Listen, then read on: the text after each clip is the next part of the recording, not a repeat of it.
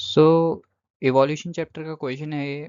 इसमें हमें पूछा क्या गया है कि explain antibiotic resistance observed in bacteria in the light of Darwinian selection theory. तो एंटीबायोटिक रेजिस्टेंस जो बैक्टीरिया में आती है उसको हमें बताना है, एक्सप्लेन करना है किसका कॉन्टेक्स्ट यूज़ करके, डार्विनियन सिलेक्शन थ्योरी का कॉन्टेक्स्ट यूज़ करके।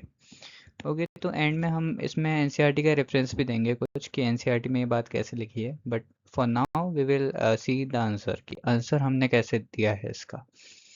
सो बैक्टीरिया पॉपुलेशन में ना कुछ बैक्टीरिया के पास नेचुरली वेरिएशंस प्रेजेंट होते हैं। मतलब कि कुछ मुसीबत आए तो वो वेरिएशन शो करके सरवाइव कर जाएंगे, पर ये कुछ ही बैक्टीरिया के पास होते हैं, सबके पास नहीं होते। और जो डार्विन थे उन्होंने भी यही कहा था, डार्विन भाई साहब ने, कि वेरिएशन जो होते हैं वो इनबिल्ट होते हैं ऑर्गेनिज्म में, है ना। तो that make them resistant to antibiotic. अब वेरिएशन नेचुरली पजेस कर रहे हैं तो उनको वो वेरिएशंस रेजिस्टेंट बना देता है एंटीबायोटिक के लिए। अब मैंने कहा कि सबके पास ही वेरिएशंस नहीं होते, तो जिसके पास नहीं होंगे ना वो एंटीबायोटिक से ससेप्टिबल होंगे। तो वो ससेप्टिबल बैक्टीरिया जो होंगे, जो इजीली किल हो जाएंगे, वो तो मर जाएंगे, है ना, वो किल्ड हो जाएंगे। और जो रेजिस्टेंट बैक्टीरिया हैं वो सर्वाइव कर जाएंगे। अब भैया जो सर्वाइव करेगा वही प्रोजेनी लीव करेगा।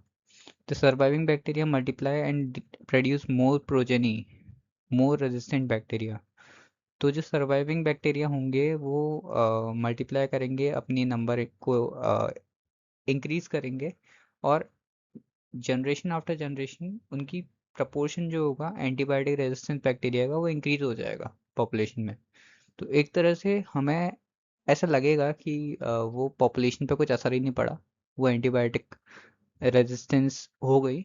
पर शुरू में असर पड़ा था, बाद में वो क्योंकि रेजिस्टेंट बैक्टीरिया ही सरवाइव कर पाए, तो बाद में हमें लगेगा कि इन पे कुछ असर ही नहीं पड़ा, ये सारे रेजिस्टेंट रेजिस्टेंस थे पहले से ही। पर ऐसा नहीं था, है ना। So antibiotic resistance is an example of natural selection.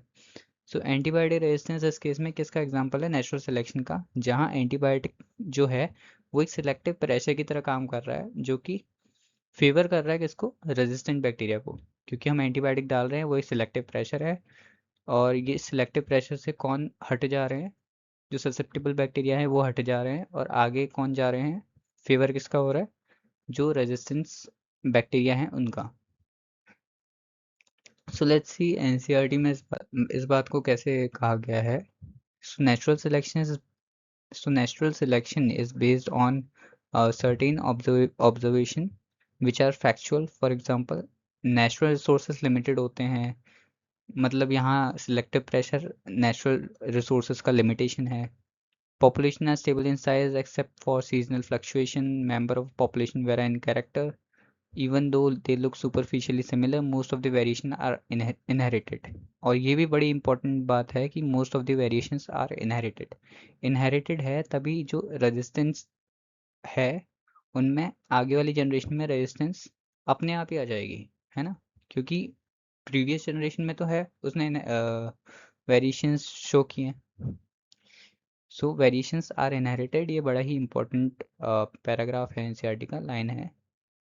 In fact, theoretically population size will grow exponentially if everybody reproduce maximally, and fact that population size in reality are limited means that there had been competition for resources, only some survived and grew at the cost of other। ये बड़ी important line है इसी से related कि only some survived, कुछ ही survive करेंगे और बाकी सब पीछे चले जाएंगे, वो फ्लोरिश नहीं कर पाएंगे, ग्रो नहीं कर पाएंगे। The nobility and brilliant of the inside of this, he asserted that variations which are inheritable make the resources utilization better for few, will enable only those to reproduce and leave more progeny। तो ये line बड़ी important थी, इसी से related थी। सो यही हमें NCERT में दो लाइन फोकस करनी थी, ये most of the variation are inherited and variation which are inheritable which make the resource utilization better for few. So इसी के साथ वीडियो ख़त्म हुई, मिलते हैं नेक्स्ट क्वेश्चन में, तब तक के लिए बाय बाय।